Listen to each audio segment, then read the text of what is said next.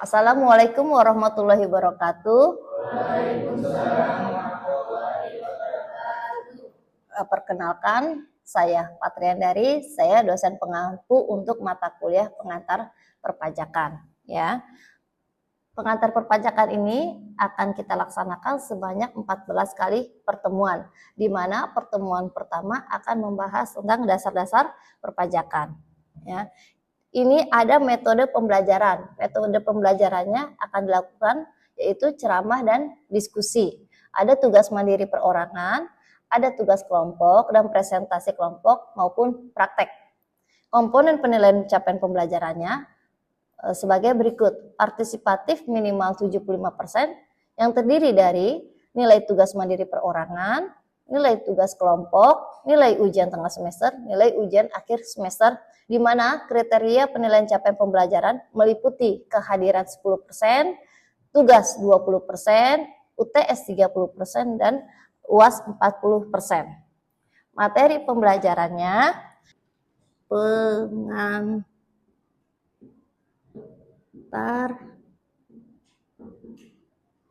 perpajakan.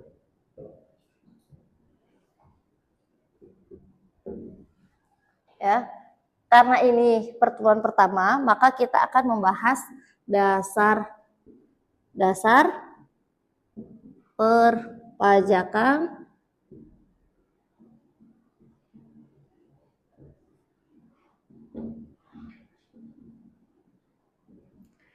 di mana isinya terdiri dari definisi pajak, fungsi pajak, sistem pemungutan pajak, ya, dan sistem pembayaran pajak. Oke, selanjutnya untuk pertemuan kedua nanti kita akan membahas tentang pengantar ketentuan umum dan tata cara perpajakan. Pertemuan ketiga kita akan membahas tentang NPWP dan pengukuhan pengusaha kena pajak. Lalu nanti ada pertemuan keempat yang disebut dengan SPT, surat pemberitahuan orang pribadi maupun badan. Lalu pertemuan kelima ada pajak penghasilan. Lalu pertemuan ke-6 sampai pertemuan 13 kita akan membahas tentang pajak penghasilan pasal 21 hingga pajak penghasilan pasal 4 ayat 2. Lalu yang terakhir kita akan membahas tentang konsep dasar PPN dan PPNBM. Indikator capaian pembelajaran dari mata kuliah pengantar perpajakan. Saya berharap rekan-rekan mampu menganalisis dan menguasai ruang lingkup perpajakan, lalu mampu menganalisis dan merumuskan laporan perpajakan untuk wajib pajak orang pribadi maupun badan non multinasional, mampu menganalisis dan menguasai perhitungan perpajakan, mampu mengkaji dan mengevaluasi laporan perpajakan, hingga mampu menyusun dan menyelesaikan membuat surat pemberitahuan orang pribadi, yaitu berupa laporan SPT yang nantinya rekan-rekan akan mengisi yang namanya e-filing melalui DJP online. Ini adalah sumber referensi, bisa dilihat ya, sumber referensi kita dari Mardiasmo tahun 2016, Sumitro 1998, Undang-Undang Perpajakan Omnibus Law nomor 11 tahun 2020 yang di dalamnya meliputi ada turunannya yaitu Undang-Undang nomor 7 tahun 2021 mengenai Undang-Undang HPP, Undang-Undang Harmonisasi Peraturan Perpajakan, di mana ada perubahan tentang PPh pasal 21, tentang PPN dan yang lainnya. Indikator capaian pembelajaran sudah saya sampaikan.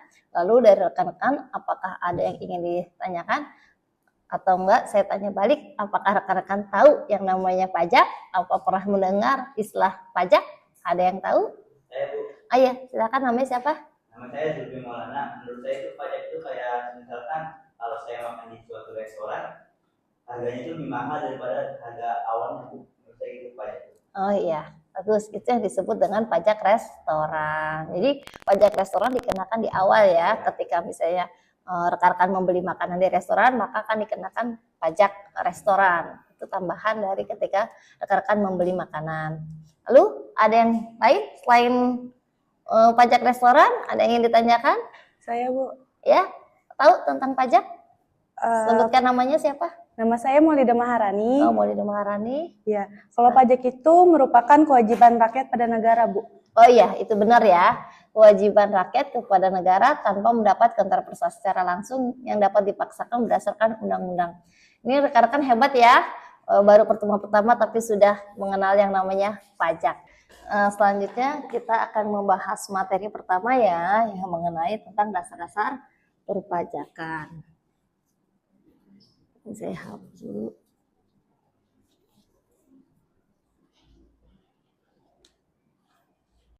Ya, definisi pajak adalah kontribusi wajib yang harus dibayarkan dari rakyat ya untuk rakyat kepada negara tanpa mendapatkan kontraprestasi secara langsung. Jadi sifatnya wajib berdasarkan undang-undang ya. Jadi kalau misalnya kita bicara pajak, jadi pajak itu sah karena apa? Berdasarkan undang-undang. Jika tidak membayar pajak akan dikenakan sanksi. Maka dari itu, jika tidak bisa membayar pajak, bisa bersifat dipaksakan karena berdasarkan undang-undangnya. Jadi kontribusi wajib dari rakyat untuk negara berdasarkan undang-undang yang dapat dipaksakan tanpa mendapatkan kontraprestasi secara langsung.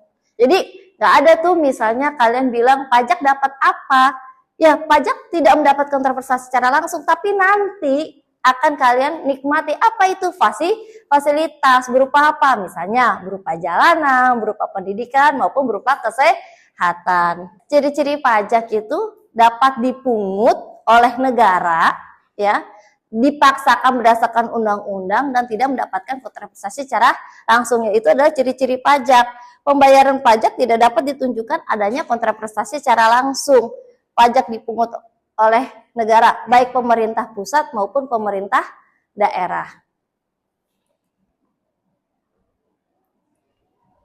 Pajak ditunjukkan untuk apa? Pajak ditunjukkan untuk membiayai pengeluaran-pengeluaran pemerintah, baik itu pemerintah pusat maupun pemerintah daerah. Pajak mempunyai tujuan, yaitu mempunyai tujuan apa? Budgeter maupun reguler. Budgeter dalam hal ini apa? Pembiayaan apa? Pembiayaan oleh negara nih. Kebutuhan negara apa sih? Itu maka dibiayai oleh pajak. Makanya pajak disebut sebagai budgeter, pembiayaan. Selain sebagai budgeter, pajak juga sebagai reguler. Reguler apa itu? Mengatur.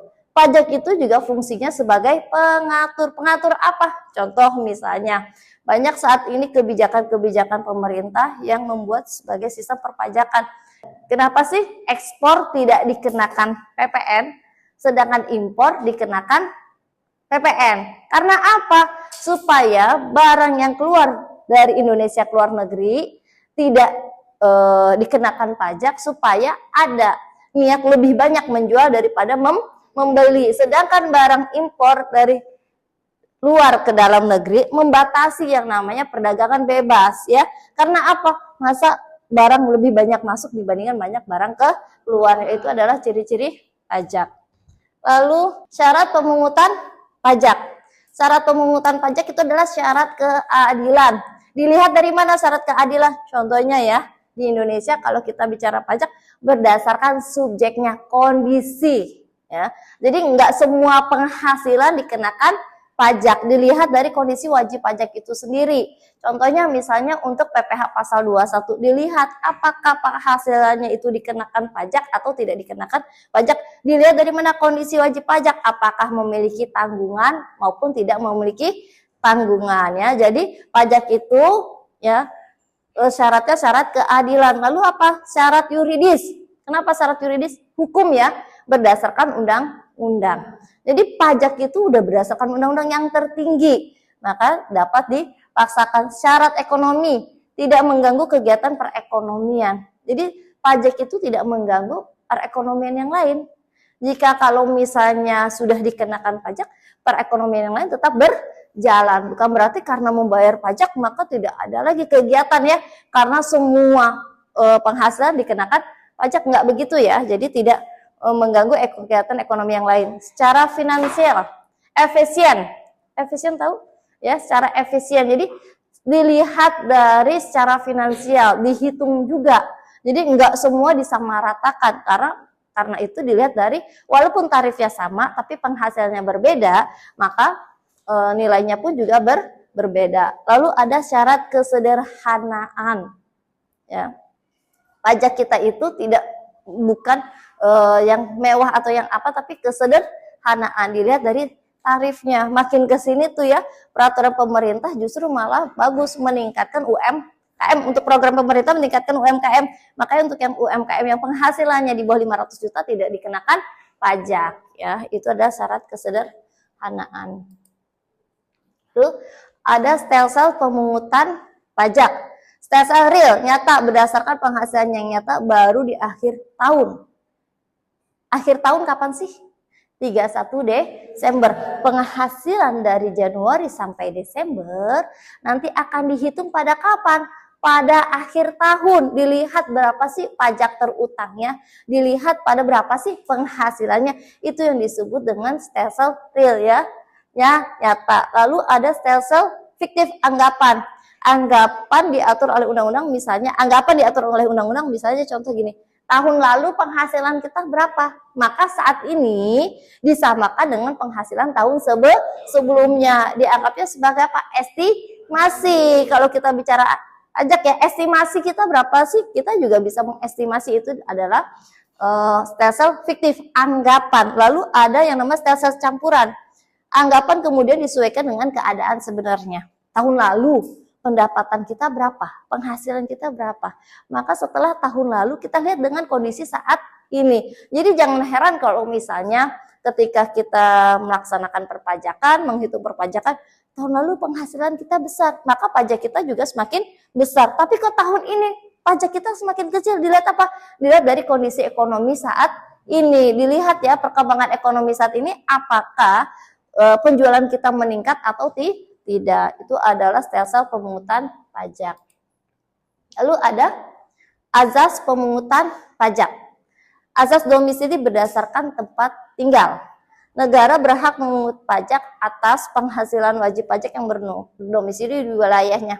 Contoh misalnya di Indonesia banyak kan negara-negara asing yang tinggal di Indonesia. Dilihat dari sumber penghasilannya, dilihat dari domisilinya, maka dikenakan pajak juga. Sama dengan warga negara Indonesia yang bekerja di luar negeri ya, selama mereka masih WNI, selama mereka masih warga negara Indonesia, maka dikenakan pajak di Indonesia. Makanya itu asas berdasarkan domisili. Lalu ada asas sumber, negara mengenakan pajak atas penghasilan yang bersumber dari wilayahnya. Ya, tadi tempat tinggal, yang sekarang dari sumber pendapatannya. Pendapatannya dari mana? Walaupun tinggalnya di Indonesia, ya, tinggalnya di Indonesia, tapi mendapatkan penghasilan dari luar negeri, selama masih tinggal di Indonesia, berdomisili Indonesia, maka dikenakan pajak. Tapi kalau yang misalnya tadi berdasarkan sumber, ya, orang Indonesia mendapatkan penghasilan dari luar negeri, bekerja di luar negeri, maka dikenakan pajak. Jadi ada domisili, ada sumber. Lalu ada asas kebangsaan. Dihubungkan atas kebangsaan, contohnya pajak bangsa asing. Ada kebangsaan. Ya, selama masih warga negara Indonesia atau warga negara asing yang tinggal di Indonesia yang mendapat penghasilan di Indonesia, maka tetap dikenakan pajak. Ya, sampai sini ada yang ingin ditanyakan? Ibu, saya mau nanya. Ya, sebutkan namanya dulu. Nama saya Naswa Fitriani Salsabila. Ya, silakan. Saya mau nanya, Bu, perkembangan pajak di Indonesia saat ini tuh gimana ya, Bu? Oh ya, bagus sekali ya pertanyaannya. Bagaimana sih perkembangan sistem perpajakan saat ini di Indonesia? Perpajakan saat ini di Indonesia semakin bagus, semakin meningkat. Dilihat dari mana? Dari penerimaan pajak yang semakin tahun ya, setiap tahun semakin meningkat. Dilihat dari perkembangan negara Indonesia yang semakin maju ya. Dilihat saat ini, bahkan isunya nanti ya, NIK udah otomatis menjadi NPWP. NPWP sudah dijadikan satu oleh NIK. Jadi diharapkan sudah tidak ada lagi tuh yang melakukan yang namanya penghindaran pajak dan yang lainnya. Oke, cukup puas dengan jawaban dari saya? Cukup, Bu. Ya, sistem pemungutan pajak ada yang namanya Official Assessment System, di mana Fiskus berwenang untuk menentukan jumlah pajak terutang. Jadi wajib pajak bersifat pasif. Nanti Fiskus yang akan mengeluarkan utang pajaknya berapa setelah ada yang namanya SKP. SKP itu apa? Surat ketetapan pajak. Lalu ada yang namanya self assessment system, di mana wajib pajak menghitung dulu pajaknya, lalu menyetorkan, kemudian melaporkan. Itu yang saat ini digunakan di Indonesia, yaitu menghitung, menyetor, dan melapor. Yang terakhir ada withholding system, di mana sistem pemungutan pajak yang memberi wewenang kepada pihak ketiga untuk memotong atau memungut besarnya pajak terutang oleh wajib pajak itu sendiri. Ya, pembagian pajak ada yang pembagian pajak menurut golongan, sifat, dan pemungutan. Menurut golongan ada pajak langsung dan pajak tidak langsung. Pajak langsung yang tidak bisa dibebankan oleh pihak lain, melainkan pajak langsung yang ditanggung oleh wajib pajak itu sendiri. Pajak apa? Pajak PPH, pajak penghasilan. Jadi yang menerima penghasilan itu yang akan terutang pajak, berbeda dengan pajak tidak langsung. Pajak tidak langsung dikenakan oleh pihak lain, pihak ketiga pembebanannya, yaitu siapa? Yang membeli, contoh adalah PPN. Maka ketika pembeli melakukan pembelian barang atau misalnya pemakai jasa, maka itu yang dikenakan PPN, pajak pertambahan nilai. Lalu ada pajak menurut sifat, ya. Pajak menurut sifat ada subjektif maupun objektif. Yang berdasarkan subjektif adalah berdasarkan kondisi wajib pajak itu sendiri. Contohnya adalah pajak penghasilan. Dilihat dari pajak penghasilan, contohnya PPH pasal 21. Dilihat dari kondisi wajib pajak, apakah wajib pajak itu menanggung, ya, menanggung anak 1, maksimal anak 3, atau statusnya kawin maupun tidak kawin. Berbeda dengan pajak berdasarkan objektif, tidak melihat kondisi wajib pajak itu sendiri. Mau wajib pajak itu menikah atau tidak menikah statusnya, tetapi dilihat dari kondisi objektif, dilihat dari kemampuan membeli barang. Ketika wajib pajak itu membeli barang, maka akan langsung dikenakan PPN, ya. Jadi kalau misalnya sudah membeli barang, sudah sanggup untuk membayar PPN, pajak pertambahan nilai. Lalu ada menurut pemungutannya, ya. Pajak menurut pemungutannya ada pajak pusat dan pajak daerah. Pajak pusat yang dipungut oleh pemerintah pusat, apa itu? Contoh PPN, PPH, ya, dipungut oleh pemerintah pusat untuk membiayai keperluan negara. Berbeda dengan pajak daerah. Apakah kalian pernah makan di restoran lalu dikenakan pajak? Pernah. Apakah kalian shock gitu melihat, kita dikenakan pajak? Bisa ada kan? Kalau kalian lihat instruksi itu ada pajaknya kan? Perlu kalian ketahui itu adalah pajak daerah yang disebut dengan pajak restoran. Jadi ketika kalian menikmati fasilitas daerah tersebut, entah itu restoran, entah itu hotel, ya, sarana prasarana daerah tersebut, maka itu dikenakan pajak daerah. Jadi itu adalah untuk membiayai apa? APBD untuk daerah itu sendiri. Kalau kalian melihat daerah maju atau tidaknya, dilihat dari APBD-nya meningkat atau tidak. Oke. Lalu ini ada timbul dan hapusnya utang pajak. Kapan sih muncul timbulnya utang pajak?